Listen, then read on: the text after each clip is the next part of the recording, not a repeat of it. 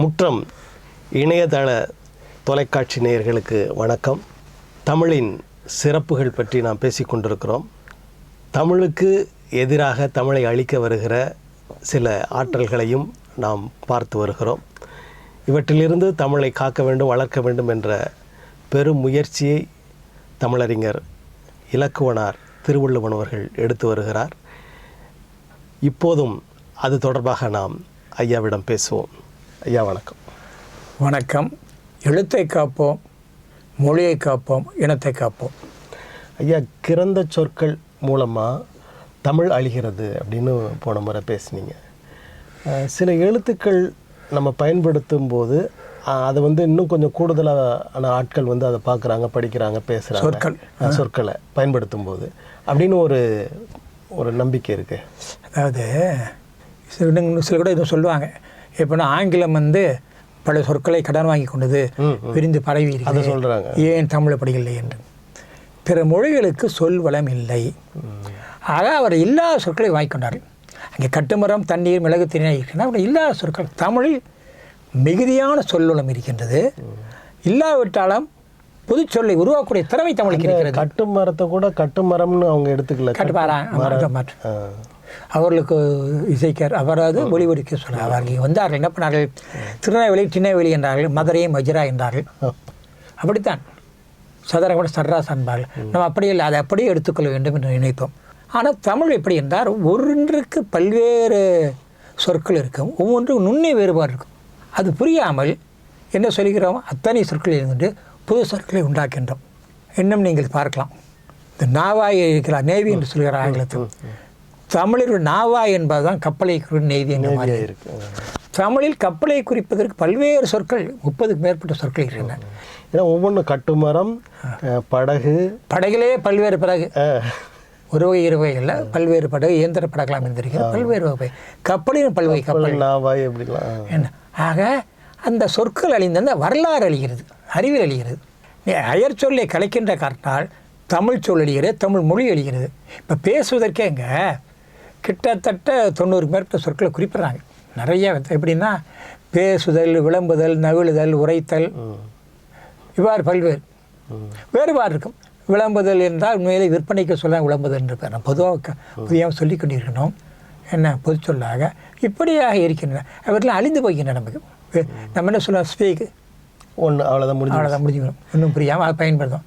இது கூறுவது, சொல்வது, பேசுவது. இன்று நாளையெல்லாம் வரலாம். Today, yesterday, tomorrow. அப்பா அம்மா மறந்து வச்சு மம்மி டாடி. அது மம்மி இப்போ இன்னும் சுருக்கி மேம், மைத்துற மச்சான் மாம்ஸுங்கிறது, அண்ணன் தம்பி பிரதரு ப்ரோங்கிறது, ஐயாங்கிற மாதிரி சார் போய் இப்போ ஜி வந்துருச்சு. என்னாகிறது? இப்படி அந்த உறவு சொல், பொதுவாக உறவு சொல்கள் எண்ணிக்கைகள்லாம் தமிழை அழியாமலாக இருந்தேன். இப்போ அனைத்தும் அழிந்து விட்டார். பிள்ளைகளுக்கு படிக்கும் பொழுதே school bag, school, note book, home work எல்லாம் சொல்லிக் கொடுக்குறோம். அவர்களுக்கு தமிழை சொல்லிக் கொடுக்கவில்லை, ஆங்கிலத்தை சொல்லிக் கொடுக்கிறோம். ஆக அவர் சொல்லிக் கொடுக்கவங்களும் அவர்களுக்கு தமிழ் இல்லாமல் போயிடுது.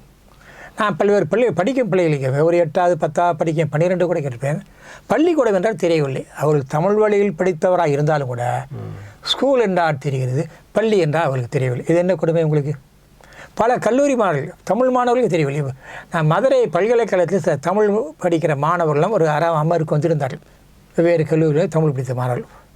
நான் அங்கே பேசி முடித்து அவர்களிடம் கேட்டேன், நீங்கள்லாம் பேச்சாற்றல் உள்ளவர் தானே? ஆமாம், நாங்கள் ஒவ்வொரு நாளையும் நாங்கள் பேசுவோம், நாங்கள் ஒரு ஜனவரி திங்களில் ஒரு மொழி போராளிகள்னால் ஒன்று இருக்கிறது. அங்கே பேச்சு நான் பேசுகிறோம் நாங்கள் எல்லாரும். இப்போ பேசிட்டு சொல்லிட்டு இப்போ கேட்டாங்க, மொழி போராளிகள்னால என்னங்க? நாங்கள் அது என்னன்னு பேச கூப்பிட்றாங்க, அந்த பேச்சாக பேச சொல்லிட்டாங்க. சரி, மொழி போராளிகள்னா என்னங்கன்னு கேட்குறாங்க. யார் கேட்குற? தமிழ் முதுகலை, தமிழ் முனையற்பட்ட தமிழ் மாணவர்கள், வேறு யாரும் இல்லை. முதுகலை. ஆமாம், இது ரொம்ப வேறு. என்ன எப்படி சொல்கிறீங்கன்னு சொல்லி இந்திய விருப்பத்தைகள்னா ஒரு ஆமாம், இந்திய ஒரு ஆமாம் கேள்விப்பட்டுக்கொண்டு சிலர் சொன்னாங்க.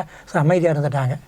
அந்த இந்தியர் உயிரை நீத்தவர்கள் அவரால் மொழி போராளிகள் அவர் வாங்கிக்கிறோம். அந்த நாளுங்க அது ஜனவரி 25 கொண்டாடுறாங்க. என்ன பிறகு அப்படியாங்கிறாங்க அவங்க. ஆக நான் தெரியல, எனக்கு ரொம்ப வேதனையாக இருந்தது. இன்னும் பல தமிழ் சொற்களுக்கு ஆங்கில சொல் விட்ட காரணத்தால் தமிழ் சொற்கள் என்ன என்று தெரியாமலே இருக்கின்றார்கள். அதான் 1 2 இல்லை, பிள்ளைகளுக்கு படிக்கும் பொழுதே நம்ம ஆங்கில சொல்லை தானே திணிக்கிறோம். இருக்குது நர்சரி, ரைம்ஸு, தமிழை கேட்டால் அவருக்கு புரியாது. 1 2 3 கேட்டால் கூட தெரியாது.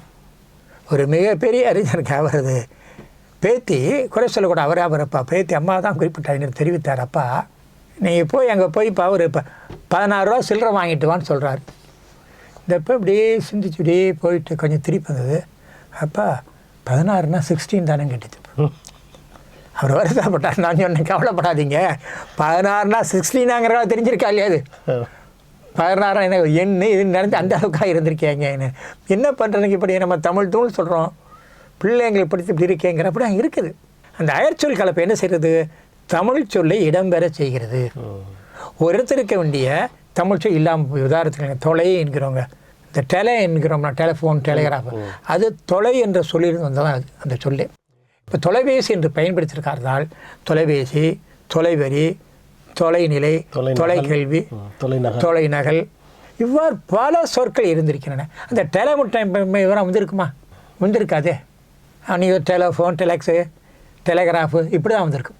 அந்த ஒரு சொல் போகும் பொழுது புதிய சொல்லும், இந்த புதிய சொல்லும் தமிழில் தான் உருவாக்கிறோம். அதாவது தொலைபேசியிலே அது வேண்டுமா புதிதாக இருக்கலாம். ஆனால் தொலை என்பது தமிழ் சொல் தான், பேசி என்பது தமிழ் சொல் தான். அதை இருக்கின்ற தமிழ் சொற்களை பயன்படுத்தி புது சொற்களை அவங்க உருவாக்க முடியும்.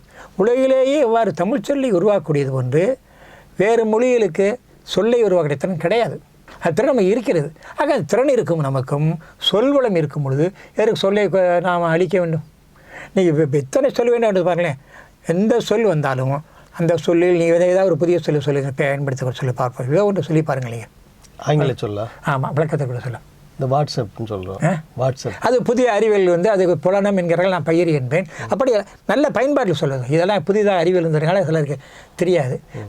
கடைக்கே போங்க, என்னென்னு ஆயில்ங்கிறாங்க. என்ன நீ பார்த்தீங்கன்னா ஆயில்னா என்ன? எல்லா எண்ணெயும் சொல்லிக்கலாம். அதுதான் எரிபுல் என்ன ஆயில் கார்பரேஷன்ங்கிறாங்க. நல்லெண்ணெய் அது தேங்காய் எண்ணெயா? எரிபுல் தானே, எரிபுல் தான் ஆயில்ங்கிறாங்க. ஆனால் தமிழில் வரும்பொழுது இடத்துக்கு தகுந்த மாதிரி இது ஒன்றும் எண்ணெயா அல்ல எரி நெய்யா என்பதை பார்க்கிறோம். இப்போ உதாரணம் சொல்கிறேன், ஃபயர் டிபார்ட்மெண்ட் இருக்குது, ஃபயர் ஆஃபீஸர் இருக்குது, ஃபயர் டிபார்ட்மெண்ட்லாம் என்ன? தீ தொடர்பானது. ஆமாம், தீ நம்மளால் சொல்ல முடியாது. என்ன தமிழில் சொல்லுவோம்னு சிந்திக்கிறோம். ஃபயர்னா தீ தான், டிபார்ட்மெண்ட் துறை தான். ஃபயர் ஆஃபீஸர் இருக்கார், ஃபயர்னா தீ, ஆஃபீஸர்னா அதிகாரி அல்லது அலுவலர், தீ அலுவலர் தப்பாக நடிச்சுக்குவாங்க. அது என்ன சொல்கிறோம்? தீ அணைப்பு அலுவலர் சொல்கிறோம். அதில் கூட அணைப்புன்றது அணைக்கிறது இல்லைங்கய்யா. இல்லை, தீ அணைக்கிறது தான். அது அடுத்து வரும். நீங்கள் கேட்குறீங்க, நல்ல கேள்விதான். தீ அணைப்புத்துறை, தீ இணைப்பு. இப்போ என்ன பண்ணிட்டாங்கன்னா அணைக்கிற மட்டும் அவங்க வேலை இல்லை. என்ன அதுவும் இடர் காப்பு செய்கிறாங்க. ஒரு தீ அணைத்து விட்டு மக்களை காக்கிறாங்க தான். இடர் காப்பாக தீ அணைப்பு காப்புத்துறை, தீ அணைப்பு பயிற்சி. ஆக அந்த சொல் இடத்திற்கேற்ற பொருளை தமிழ் விளக்க முடிகிறது. பொதுவாக தீ என்று சொல்லாமல் இந்த இடத்துல தீ என்று சொன்னால் பொருந்தவில்லை, அவை இப்படி சொல்ல வேண்டும். ஆக தமிழில் நமக்கு சிந்தனை வருகிறது. சிந்தனை வரும்போது சிந்தனைக்கேற்ற சொல்லை பயன்படுத்துகிறோம். இனி வேற தீ எல்லோரும் சொல்லவே மாட்டார்கள். இப்படி பல சொற்கள் நீங்கள் பார்த்தீர்கள். சரி, இந்த அணைப்புக்கு சொல்லுங்க. இல்லை, அணைப்பு என்பதுங்க விளக்கானங்கிறீங்க. என்ன பொருள் அது? அணைக்கிறதா? அழிக்கிறதா? இல்லாமாக்குறது. ஆக பொருள் இடத்திலிருந்தா போகிறது தான். இல்லாமாக்குறது அணைக்கிறது. அது இங்கே என்ன அணைப்பு என்றால் தீயை இல்லாமல் ஆக்கிறோம். இடத்துக்கு தகுந்த பொருள் அணை என்பது ஒவ்வொன்றும் இடத்துக்கு அதை இப்படி மாற்றுங்க, தீ அழிப்பு அப்படின்னு மாற்றுங்கன்றாங்க. அதாங்க எப்படி தீ அழிக்கிறதுங்க, அது கூட சிக்கல் சொல்ல அவங்க அதே அழிக்கிறாங்க. தீயை இல்லாமல் அழிக்கலை. அது தீ அழிப்பு துறைன்னு சொல்ல தீ அழிக்கலை. அவங்களுக்கு ஒன்று அழிப்பு இல்லாமல் ஆக்கியவர், அதாவது எதையுமே இல்லாமல் ஆக்கக்கூடிய ஒன்று மற்றொன்று பிறக்கம். தீ அணைப்பு என்றால் எரிகிற தீ இருக்கிறது, தீயை தணிக்கிறார்கள், மட்டுப்படுத்துகிறார்கள், அது மூலமாக அழிக்கிறார்கள். அது அணைப்பு என்று சொல்லுது. எப்படியும் சொல்லலாம், தமிழ் பயன்பாட்டுக்கேற்ப சொல்லி புரிந்து விட எல்லாம் சரிதான். படி என்று சொல்லுகிறோம், படிப்பதும் படிதான், வாசற்படியும் படிதான், அழைக்கின்ற படி, இப்பொழுது படி போய்விட்டதனால் அதுவும் படிதான், எல்லாம் படிதான். ஆக ஒரு சொல்லை எல்லா மொழியிலும் அவ்வாறு இருக்கும். தமிழ் மிகுதியாக இருக்கிறது. அந்த சொல்லை இடத்திற்கேற்றவாறு பயன்படுத்த வேண்டும். நீங்கள் ஆங்கிலத்தை வேறு சொல்லி சொல்லி பாருங்களேன். இப்பொழுது ஏதாவது சொல்லுங்க, நானாக சொல்ல நீங்கள் சொல்லி வரணும் பார்க்குறேன். ஒரு பயன்பாட்டு கூட ஒரு ஆங்கிலம் சொல்ல எத்தனையோ சொல்ல பயன்படுத்துவோம். இன்றைக்கி ரோடுன்னு சொல்கிறோம். ஆமாம், ரோடு. ஆமாம், ரோடுன்னா என்ன? தமிழை பாருங்கள், சாலைங்கிறான், தெருங்கிறான், என்ன நிறைய பொருள் இருக்குங்க விளக்குறதுக்கு. இந்த வீதின்றது தமிழ் தானே? தமிழ் தான். சாலைன்னு மிகப்பெரியது.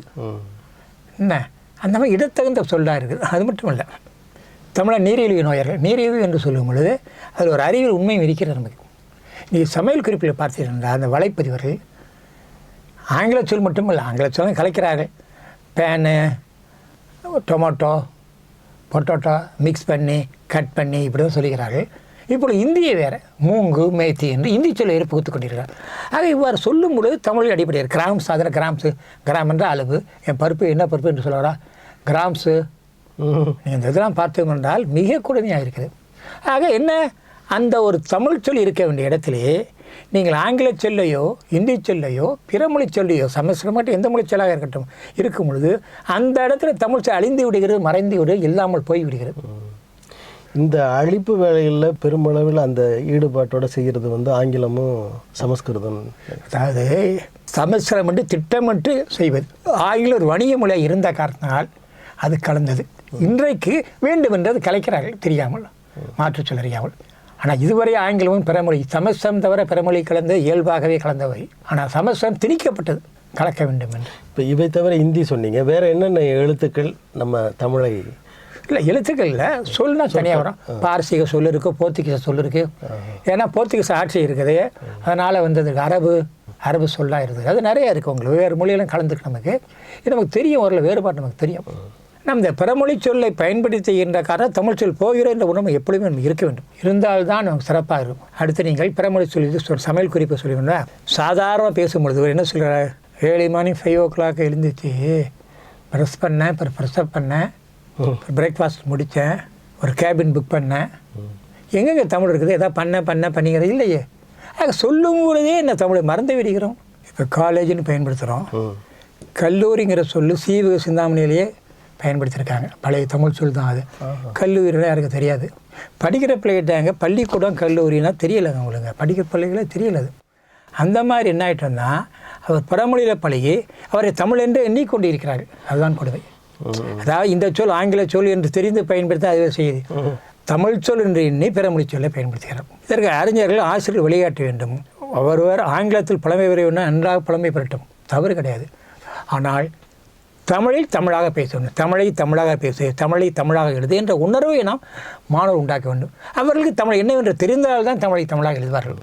அது ஆசிரியர் கடமை, பெற்றோர்கள் கடமை. ஏன்னா பல இடங்களில் பெற்றோர்களும் மொழி செய்து விடார்கள். பிள்ளைகளிடம் பேசும் பொழுதே அவர்கள் வந்து இப்பொழுது அதிக உலகங்களை பார்க்க முடியாது. நாயில் வர டாக் பாரு டாக்னு சொல்லுவாங்க. அடுத்து தான் காக்கா, இதெல்லாம் இப்போ இருக்குது. உங்களுக்கு கொரோனா அதிகம் இல்லை, ஆனால் எல்லாம் அப்படி தான் சொல்கிறது.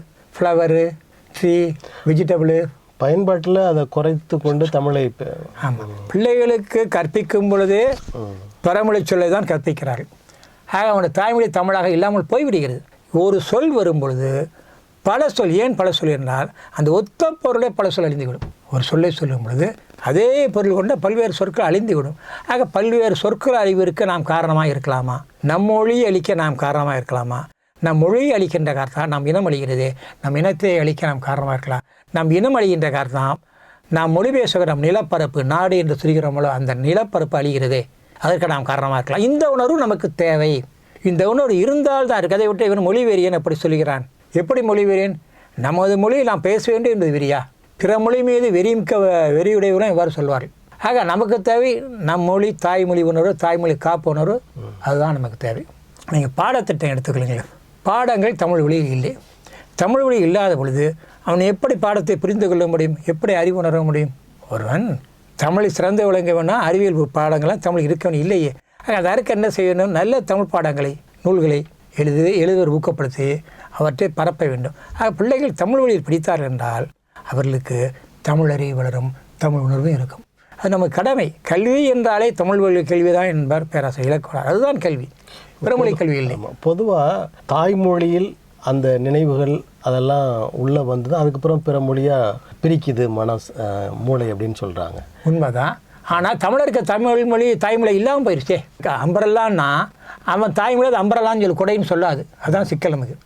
தாய்மொழி தான் சிறந்தது. ஆனால் தாய்மொழிங்கிறவங்க பிற மொழியில் அவன் தெரிஞ்சுக்கிறவனுக்கு அப்படி கலர், இப்போ கலர் தான் தெரியும். இப்போ ரெட்டு, ப்ளூ, ஒயிட்டு இந்த மாதிரி கலர் தெரியாது.